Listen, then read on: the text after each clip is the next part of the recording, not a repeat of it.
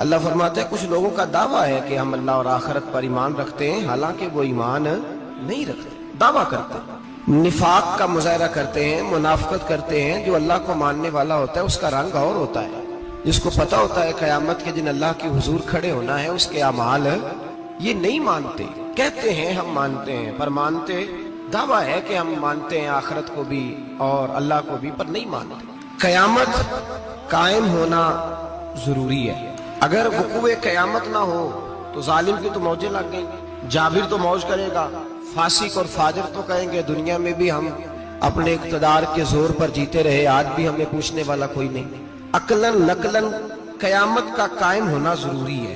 قیامت قائم ہوگی تو مظلوم کو اس کے ظلم پر داد رسی کی جائے گی اور ظالم کو سزا ملے گی۔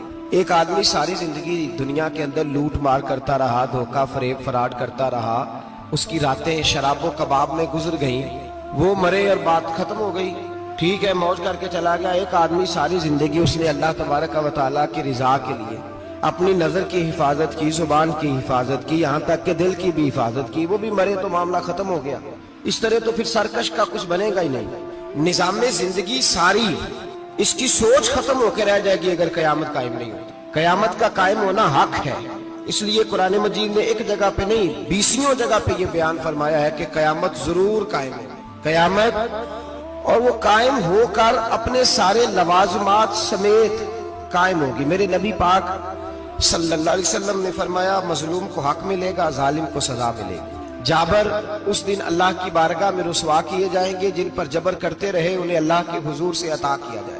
قیامت کا وقوع ہونا ضروری ہے، اور قیامت تو جب قائم ہوگی تب ہوگی۔ دنیا میں بھی ایسا ہوتا ہے، ظلم کا انجام ٹھیک نہیں ہوتا، جبر کا انجام، جھوٹ کی زندگی لمبی نہیں ہوتی، دھوکے فریب فراڈ ملمہ سازی، ان چیزوں کی عمریں اللہ نے تھوڑی رکھی ہیں۔ وقتی طور پر ظالم کو، دھوکے باز کو، جابر کو جو مہلت ملتی ہے وہ سمجھتا ہے میری سیاست کام کر رہی ہے، وہ سمجھتا ہے میں بڑا دانا ہوں، بڑا چالاک ہوں، دیکھ لو اتنے ظلم کے، جبر کے، دھوکے کے باوجود بنا ہوا ہوں۔ حالانکہ اللہ کی طرف سے اسے مہلت ملتی ہے اور بڑا ہی مہربان ہے، مہلت اس طرح دیتا ہے کہ میرے نبی پاک علیہ السلام نے فرمایا جب میرا مسلمان نیکی کرتا ہے تو اللہ فرشتوں سے فرماتا ہے 70 گناہ بڑھا کے لکھ لو اس کی نیکی، 70 گناہ، اور جب گناہ کرتا ہے تو اللہ فرماتا ہے ٹھہر جاؤ ابھی لکھنا نہ، اسے ٹائم دو۔ یا اللہ کتنا؟ فرمایا 24 گھنٹے تو دو، ہو سکتا ہے توبہ کر لے، یہ اس کی مہربانی ہے۔ اب وہ جو اللہ نے مہلت دی ہے نا کہ شاید توبہ کر لے، لوگ سمجھتے ہیں میری چالاکی کی وجہ سے نظام سیٹ چل رہا ہے، میں بڑا تیز ہوں، 2 4 5 باتیں بولتا ہوں سب صحیح ہو جاتا ہے۔ لوگ اس کو اپنی دانائی سمجھ لیتے ہیں، حالانکہ وہ اللہ کی طرف سے۔ فرعون نے کئی 100 سال حکومت کی اور اس طرح اس نے ظلم کیے کہ لاکھوں اور ہزاروں بچے قتل ہی کرا دیے، 12,000 عورتوں کے پیٹ میں حمل تھا اس نے ضائع کرا دیا۔ جب حضرت موسیٰ علیہ السلام اپنی قوم کو لے کے نکلے، راستے میں دریا آ گیا، فرعون پیچھے لگا ہوا تھا، وَإِذْ فَرَقْنَا بِكُمُ الْبَحْرَ فَأَنْجَيْنَاكُمْ، اللہ فرماتے ہیں تمہارے لیے میں نے دریا کو پھاڑا اور تمہیں نجات دے دی، وَأَغْرَقْنَا آلَ فِرْعَوْنَ، اور فرعون کو غرق کر دیا، وَأَنْتُمْ تَنْظُرُونَ، تم کھڑے دیکھ رہے تھے۔ اب جب حضرت موسیٰ دریا کے کنارے پہنچے تو فرعون بھی پیچھے آیا۔ فرعون لوگوں سے کہا کرتا تھا کہ میں کہتا ہوں تو دریا چلتا ہے، میں کہتا ہوں تو ہوائیں آتی ہیں، میرے حکم کے پابند ہے سارے۔ جاگ رہے ہیں نا آپ حضرات؟ غور فرمائیے گا بات پر، دعویٰ تھا اس کا کہ میں کہتا ہوں تو نظام زندگی چلتا ہے۔ اب جب دریا کے کنارے پہنچی حضرت موسیٰ علیہ السلام تو اللہ نے حکم دیا کہ آپ عصا ماریں۔ جناب موسیٰ نے عصا مارا، 12 رستے بن گئے۔ اب حضرت موسیٰ کی قوم گزر رہی تھی تو فرعون سے پوچھنے لگے کہ تو کہتا تھا میرے حکم سے چلتا ہے، تو وہ تو حضرت موسیٰ نے ڈنڈا مارا ہے تو رستہ بن گیا۔ باز نہیں آتا انسان باز بہانے بڑے ہیں اس کے پاس، بڑی دلیلیں ہیں، جھوٹ سچ بول کے اپنے آپ کو مطمئن کرتا ہے، آخر دم تک تبدیل ہونے کو تیار نہیں ہوتا، دلیلیں گھڑتا رہتا ہے، بناتا رہتا ہے، شور کرتا ہے جان بوجھ کے۔ بھئی تو کہتا تھا میرے چلانے سے چلتا ہے، تو باز ابھی بھی نہیں آیا۔ کہنے لگا میں نے ہی حکم دیا ہے کہ ذرا پھٹ جا، مجھے یہ زندہ چاہیے۔ باز رسی جل گئی، بال کہنے لگا میں نے ہی کہا ہے دریا کو کہ یہ مجھے زندہ چاہیے، میرے بھاگے ہوئے ہیں تو اس لیے پھٹا ہے، تو آؤ میرے ساتھ دریا کراس کریں۔ تو پتا تو ان کو بھی تھا نا جتنا تو رب بنا ہوا ہے، پتا تو تھا، سارے جانتے تھے۔ کہنے لگے تو پہلے کراس کر، اگر تو بچ گیا تو ہم بھی پیچھے آتے ہیں۔ اب چاروں لاچار۔ ایک روایت تو یہ ہے کہ یہ جب خدائی کا دعویٰ کرتا تھا نا، تخت پہ بیٹھا ہوتا تھا، تو ایک دن حضرت جبریل آئے اس کے پاس انسانی شکل میں۔ تو کہنے لگے میں بڑی دور سے آیا ہوں تو ایک مسئلہ پوچھنا تھا. کہا پوچھو. کہنے لگے ایک غلام تھا کسی بادشاہ کا, تو بادشاہ نے اسے تھوڑی دیر کے لیے ایک علاقے کی سربراہی دے دی. کتنی دیر کے لیے؟ کتنی دیر کے لیے ہمیں سربراہیاں ملتی ہیں؟ کیوں جی؟ تھوڑی دیر کے لیے ملتی ہے نا. تھوڑی دیر کے لیے سربراہی دے دی ایک غلام کو. ذرا بات کو سمجھیے. حضرت جبریل پوچھتے ہیں, کہتے ہیں سربراہی مل گئی, اب وہ مالک ہی بن کے بیٹھ گیا ہے, وہ بات ہی نہیں سنتا. اس کو تھوڑی دیر کے لیے بنایا تھا, وہ تو خدائی کا دعویٰ کرنے لگا ہے. آپ بتائیں اس کا انجام کیا ہونا چاہیے؟ یہ مسئلہ پوچھنے آیا ہوں. تو فرعون کہنے لگا اس کا انجام یہ ہے کہ اسے پانی میں گوتے دے دے کے مار دے. انجام کیا ہے؟ بولیے بولیے, کیا انجام ہے؟ کیا انجام ہے جی؟ پانی میں. اللہ اکبر, اپنی سزا تجویز کر رہا ہے. اس کی سزا کہ اسے پانی میں گوتے دے دے کے مارو ظالم کو. اسے تھوڑی دیر کے لیے بنایا تھا اور وہ چھائی گیا ہے, قبضہ ہی کر گیا ہے. حضرت جبریل کہنے لگے جی آپ لکھ کے دے دیں گے؟ کہنے لگا لاؤ لکھ دیتے ہیں. لکھوا لیا. جناب جبریل رکا لے کے تشریف لے گئے.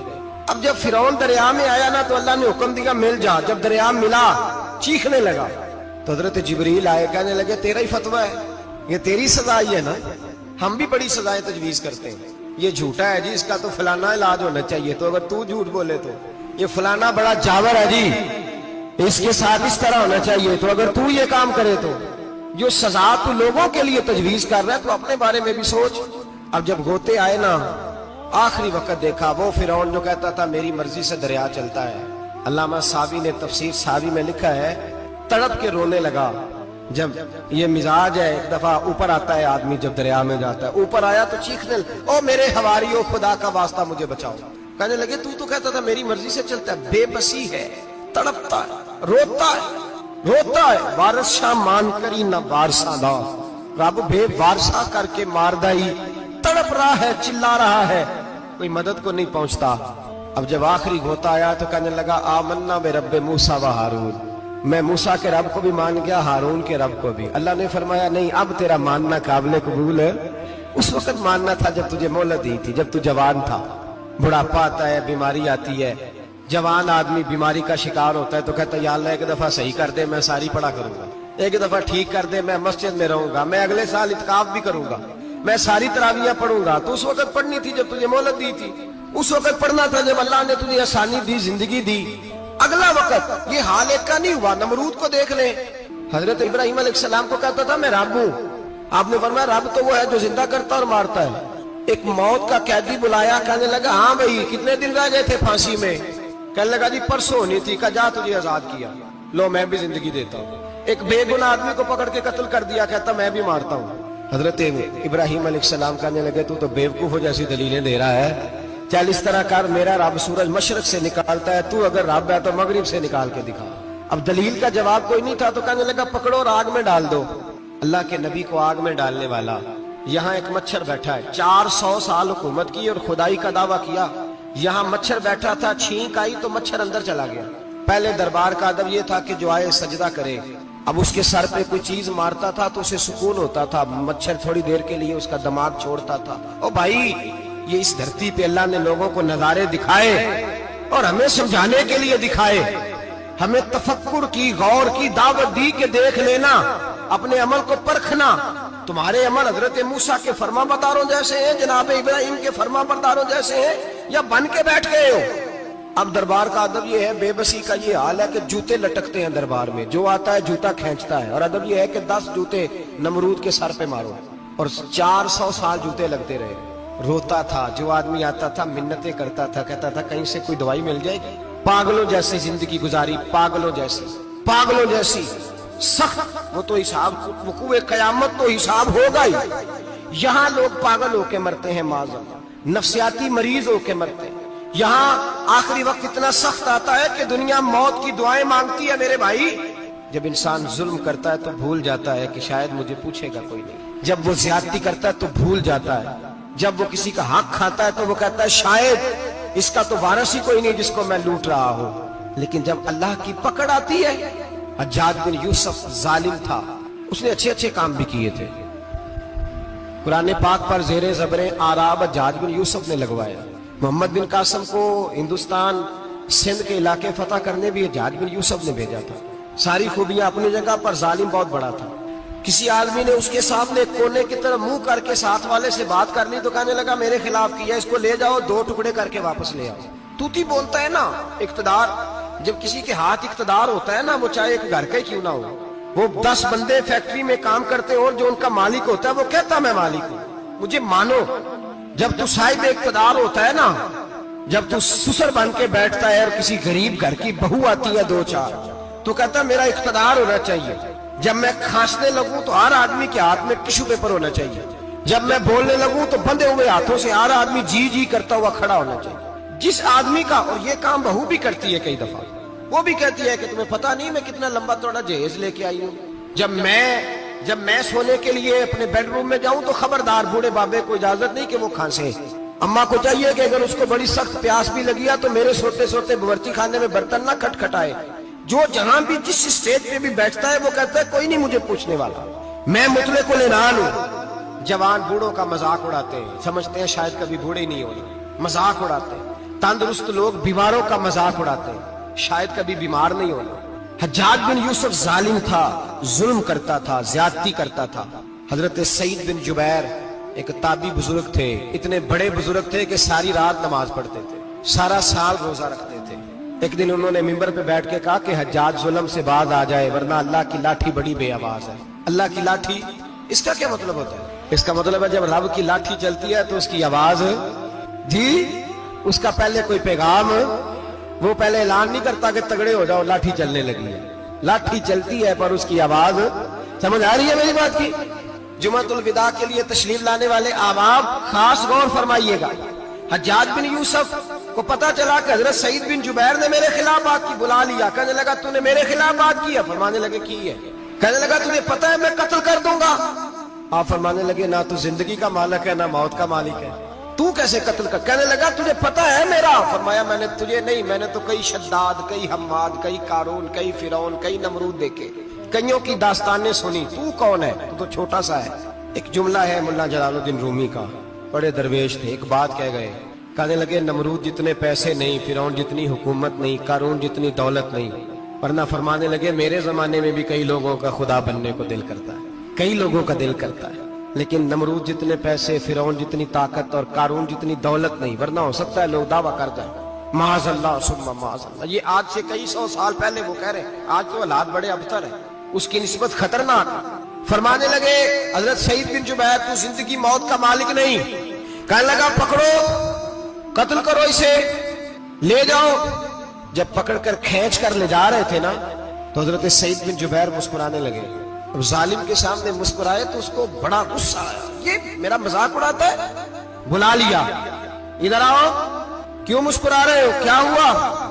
تو حضرت سعید بن جبیر کہنے لگے میں مسکرا رہا ہوں تیری بیوقوفی پر اور اپنے اللہ کی دی ہوئی ڈھیل پر، میں مسکرا رہا ہوں کہ یا اللہ کیا بات ہے، کیا تیرا شان ہے، کیسے لوگوں کو ڈھیل دی ہوئی ہے، میں مسکرا رہا ہوں تیری بیوقوفی پر کہ تو سمجھتا ہے شاید مجھے پوچھنے والا کوئی نہیں۔ کہنے لگا اس کو باہر نہ لے جاؤ، میرے سامنے قتل کرو۔ ٹھیک ہے جی، قتل کرنے لگے تو حضرت سعید بن جبیر نے منہ کعبے کی جانب کر لیا، انی وجہت وجہی للذی فطر السماوات والارض حنیفا وما انا من المشرکین۔ جب آپ نے یہ آیتیں پڑھی نا کہ میں نے منہ کر لیا ہے اپنے رب کی جانب، کرو مجھے قتل، کہنے لگا نہیں نہیں، اس کا منہ پھیرو، کعبے کی طرف ہو کے قتل نہ ہو، ہے ظالم پر پاگل ہو گیا ہے۔ حضرت سعید بن جبیر کے حوصلے نے شکست دے دی، ناکام ہو گیا، مخبوط الحواس ہو، کہنے لگا اس کا منہ پھیر دو۔ جب کعبے سے پھیرا تو آپ فرمانے لگے للہ المشرق والمغرب فإنما تولى فثم وجه اللہ۔ اللہ فرماتا ہے تو مشرق اور مغرب سارا ہی اللہ کا ہے، جدھر بھی منہ کرو گے ادھر اللہ ہی اللہ ہے، جدھر بھی منہ کرو گے ادھر اللہ ہی اللہ ہے، چاروں جانب پھیر دے، جدھر منہ پھیرنا ہے تو نے پھیر دیا منہ۔ حضرت سعید بن جبیر کے گلے پہ خنجر رکھا تو آپ نے ہاتھ اٹھائے، کہنے لگے اے اللہ میرے بعد اسے کسی اور پر مسلط نہ کرنا، میرے بعد کسی اور پر مسلط نہ، بس میں آخری ہوں۔ جب آپ ذبح ہوئے تو اتنا خون نکلا، اتنا خون نکلا کہ لوگ کہتے ہیں جتنا اونٹ کے وجود سے نکلتا، تر ہو گیا سارا اس کا دربار۔ ایک سمجھدار آدمی کو بلا کے کہنے لگا اتنا خون میں نے پہلے کبھی، میں نے بڑے بندے قتل کرائے ہیں پر اتنا خون نہیں نکلا۔ تو وہ کہنے لگے لوگ مر جاتے ہیں، مرتے وقت ڈر جاتے ہیں، سہم جاتے ہیں، خون سکڑ جاتا ہے، لگتا ہے یہ شخص جب دنیا سے گیا ہے تو ڈٹ کے گیا ہے، یہ ڈٹ کے گیا ہے دنیا سے۔ حجاج بن یوسف رات کو سویا तो तड़प के उठा। क्या हुआ? घर वाले कहने लगे क्या हुआ? कहने लगे सईद बिन जुबैर ख्वाब में आए और कहते हैं उठ, मुझे बता तूने मुझे क्यों कत्ल किया, बता बता क्यों मारा। अगली रात फिर सोया तो वही ख्वाब, फिर सोया तो वही। गुनाह नफ्सियाती मरीज बना देता है, जुल्म तुझे मखबूतुल हवास कर देता है। जब तू ज्यादती करता है तो अल्लाह फरमाते हैं कि तू अल्लाह को भूलता है, अल्लाह तुझे अपना आप भुला देता है। फिर तू भूल जाता है, फिर तू सीधे रास्ते पे चलता है पर भटक जाता है, फिर तू सही रास्तों का तायुन करके भी गुमराह होता है, फिर तू रोज वही गाड़ी चलाता है पर अब जब तू ब्रेक लगाता है तो नहीं लगती। जब गुनाहों के साथ तू मखबूतुल हवास होता है, तू रोज वो कारोबार करता है, लेकिन जब तेरे गुनाह तुझे घेर लेते हैं फिर उसी कारोबार में तू नुकसान उठाता है। हज्जाज बिन यूसुफ तड़पता है, रोता है, यहां तक कि बीमार हो गया। पेट में दर्द होती है, पता नहीं क्या हुआ, तकलीफ होती है, पता नहीं। सारे हकीम, तबीब, डॉक्टर कोई ना समझ सका कि बीमारी क्या है। जो बीमारियां खुदाई होती हैं उनका लोगों को पता, जो आजमाइशें रब की जानिब से होती हैं वो डॉक्टरों के हत्थे नहीं चलती। जो तकलीफें अल्लाह देता है उनका हकीम तबीब इलाज नहीं कर पाते, मुश्किल। और शिफा उसी वक्त होती है जब अल्लाह देना चाहे, और जब रब भी देना ना चाहे तो बड़े बड़े डॉक्टर कहते हैं कि हमारे बस की बात नहीं रही। बगदाद से हकीम आए, पेट देखा, कहने लगे ना तेरे मिद्दे में कोई दिक्कत है, ना तेरे जिगर में, ना किसी और जगह, माजरा क्या है? एक आखिरी इलाज है, आखिरी। वो क्या? गोश्त का छोटा सा टुकड़ा धागे के साथ बांध के मुंह में डाला और फिर एक बारीक सा तिनका लेके उसको अंदर डालने लगे गले में। वो गोश्त का टुकड़ा जब हलक के अंदर उतर गया, उस हकीम ने वापस खींचा तो कैसे ऐसी बदबू आई जैसी कभी सूंघी न थी। जानवर, कीड़े मकोड़े लगे हुए बाहर निकले और जब देखा तो जितने महल में लोग बैठे थे चिल्लाते हुए निकल गए कि ये क्या मुसीबतें हैं। हकीम भी उठ के दौड़ने लगा। कहा तुझे क्या हुआ? कहने लगे हज्जाज तेरी बीमारी जमीनी नहीं, तेरी मुसीबत जमीनी नहीं। कहा मेरी मर्ज तक तुम क्यों नहीं पहुंच पा रहे? तो कहने लगे लगता है तू बद्दुआ का मरीज है, लगता है तू जुल्म का मरीज है, तू जबर का मरीज है। तड़पता रहा, सिसकता रहा। एक वक्त वो भी आया कि घर वालों ने कमरे में बंद करके ताला लगा दिया, दीवार से टक्करे मारता। ओ भाई, जो गुनाहों के बीमार होते हैं उन्हें शिफा नहीं होती, जो जुल्म, जबर, बर्बरियत के बीमार होते हैं उन्हें सुकून कल्बी मुयस्सर नहीं आता। दवाइयां उन बीमारियों की बनी हुई हैं जो बीमारियां जमीनी हैं, जो बीमारियां खुराक की बदपरहेजी से होती हैं, जो गुनाहों की बदपरहेजी से होती हैं। उनकी बीमारियां, उनकी शिफा तौबा है, उनकी शिफा रुजू इल्लाह है, उनकी तौबा अल्लाह से माफी मांगने से शिफा होती है। हज्जाज जब मरने लगा तो बुलाया, ये रंग भी जरा मुलाजा कीजिएगा, 2-4 करीबियों को बुलाया। पता होता है ना अपने कुर्तूतों का आदमी को, पता सारा है सरदार मुकीतियां, जब पता होता है सारा। बुला के कहने लगा जब मैं मर जाऊं तो मुझे रात को दफन करना। क्यों भाई, औरत है? कहने लगा नहीं, रात को दफनाना। ठीक है, रात को दफना देंगे। फिर कहने लगा जब सुबह हो जाए तो सुबह होने से पहले पहले मेरी कब्र जमीन के बराबर कर देना, निशान मिटा देना। का वजह तू कलमा पढ़ता है, हुजूर का हुक्म है कि कब्र कम अज कम एक बालिश, एक गेट ऊंची होनी चाहिए जमीन से कम अज कम, तो तू तेरी कब्र मिटा दे। वजह पता होता है अपने जुल्मों का। कहने लगा मुझे पता है लोग मेरे मरने के बाद मेरी कब्र भी नहीं छोड़ेंगे। दुनिया में तो मेरे जबर की वजह से कोई आ ना सका, लेकिन मेरी कब्र भी लोग जनाजों में बातें शुरू कर देते। जनाजों में मैंने ऐसी भी दास्तानें सुनी है कि कोई मरा तो लोग जूतों का हार कब्र पे डाला है। नहीं भाई, तू जब जिंदा था तो तेरे जबर जुल्म की वजह से नहीं को बोल सका। एक तो है कयामत में हिसाब होगा, यहाँ दुनिया में हिसाब होने लगता है। इतनी लंबी जुबानें लोगों की लटक कर मरते वक्त बाहर निकल आती है। दुआ करें, जुमा है, अल्लाह ताला ईमान की मौत अता फरमाए। दुआ फरमाए रब ताला, अल्लाह तबारक व ताला तौबा करके जाने की तौफीक अता फरमाए। जागे जागे और सुने और दुआ करे, ए अल्लाह तू हमें जुल्म से वैसे ही महफूज फरमा। अगर हम ज्यादती करने लगे तो ए अल्लाह हमें उससे मना फरमा, हमें उससे तू ये तौफीक दे कि हम बाहर आ जाए उस गुनाह से। मेरे भाई, एक तो दुनिया में सजा है, फिर कयामत की सजा है, और वो ज्यादा सख्त है, ज्यादा सख्त। हम लोगों ने ना हीले बहाने बड़े बनाए हुए हैं। बैंक के साथ कारोबार करने वाला कहता है नहीं नहीं मजबूरन लिया है, मजबूरन। मर रहा था तू, आखिरी लम्हों पे था तो जायज है, जायज है। उस वक्त जब तुझे खाने को लुकमा न लगे तो हराम खाना भी जायज है। क्या दिक्कत थी? क्यों अल्लाह रसूल के मुकाबले में खड़ा हुआ तू? क्यों सूद का धंधा किया? क्या तकलीफ थी? क्या कहां तू उलझ गया था? ہم جان بوجھ کے اپنے لیے جہنم کٹھی کرتے ہیں، پھر کہتے ہیں سکون نہیں زندگی میں. کہاں سکون آئے گا؟ کیسے آئے گا؟ ہم نے خود آگ لگائی ہے چمن میں اپنے. جو قیامت کی سزا ہے، میرے نبی پاک علیہ السلام نے فرمایا رب تمہیں سامنے کھڑا کرے گا. اور کس طرح کھڑا کرے گا؟ فرمایا لوگوں کے وجود سے کپڑے اتر جائیں گے، زمین اس طرح دہکے گی جس طرح تانبا زمین پہ رکھا جائے اور آگ جلائی جائے. تانبا دیکھا ہے آپ لوگوں نے؟ یہ بھی گرمی گزری ہے نا، تو فرش پر جب سورج پڑتا تھا تو ننگے پاؤں چلا نہیں جاتا تھا. صحیح کہہ رہا ہوں؟ ننگے پاؤں، بچے کا پیر زمین پہ لگتا ہے تو چیخ اٹھتے ہیں، کہتے ہیں وہ جل گیا پیر. حالانکہ یہ فرش دنیا کے. اور اگر تانبے کے اندر خاصیت ہے کہ اگر کوئی دھات جلدی اور زیادہ گرم ہوتی ہے تو وہ تانبا ہے. میرے نبی نے مثال دی تو اس کی دی جو سخت تھا. فرمایا تانبے کی طرح زمین تپائی جائے گی اور پھر ننگے پاؤں رب تمہیں کھڑا کرے گا. آج سورج کی پشت تمہاری جانب ہے، قیامت میں منہ تمہاری جانب ہوگا. نیزہ آپ نے دیکھا ہوگا، نیزہ ہوتا تھا. فرمایا یہ جو تم نیزے دیکھتے ہو صرف 1.25 نیزے کے برابر سورج قریب آ جائے گا اور پھر اللہ تمہیں سامنے کھڑا کر کے تم سے سوال جواب کرے گا. اور حضور نے کہہ دیا ہے تو اب کسی نعت خواں کے کہنے سے بات بدل سکتی، کسی پیر کے کہنے سے جملہ بدل سکتا، کسی خطیب کے کہنے سے فکر نہ کرنا وہ سامنے جنت پڑی ہے، اب بات بدل سکتی. خدا کی رحمت پر بھروسہ رکھنا ضروری ہے، نبی پاک کی شفاعت کی امید رکھنا. بولیے. لیکن جو حضور نے بیان کیا ہے اس کو ماننا بھی یہ بھی ضروری ہے. میرے نبی پاک نے فرمایا اللہ تم سے حساب لے گا اور اللہ پوچھے گا، تم نے جواب دینا ہے. حضور کس کس شے کا؟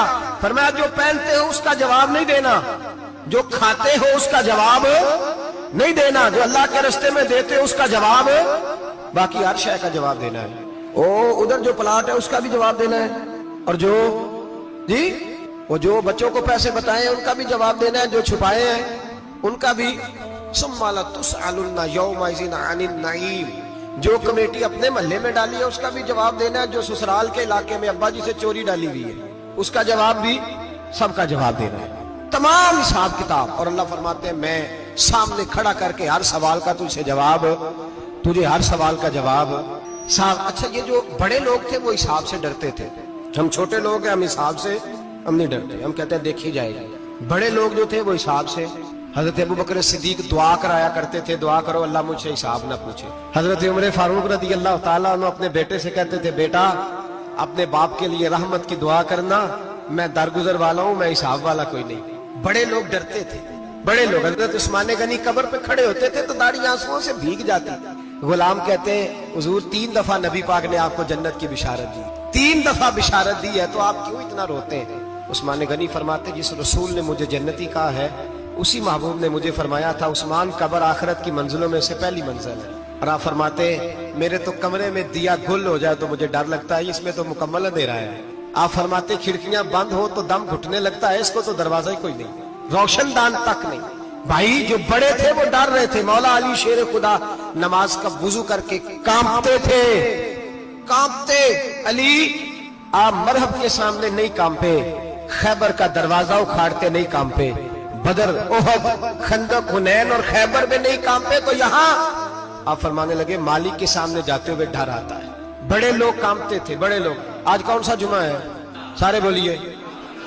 حالانکہ یہ اگلے سال دوبارہ آئے گا، ہمارا نہیں پتا کہ ہم ودا ہو جائیں کہ کیا بنے. یہ کون سا جمعہ ہے؟ آیا جمعہ تو ودا آئے ہم. آج ایک فکر لے کر کے جانا، ایک سوچ. جہاں روز رات کو بیٹے کی ٹینشن، بیٹی کی ٹینشن، بھائی کی ٹینشن، پوتے کی ٹینشن ہوتی ہے نا، ایک ٹینشن اور اپنے آج ایک ٹینشن بڑھا لو، قبر کی ٹینشن پیدا کر لو، قیامت کی تھوڑی سی فکر کر لو، تھوڑی سی ایک لمحے کے لیے صحیح تھوڑا خیال پیدا کرے.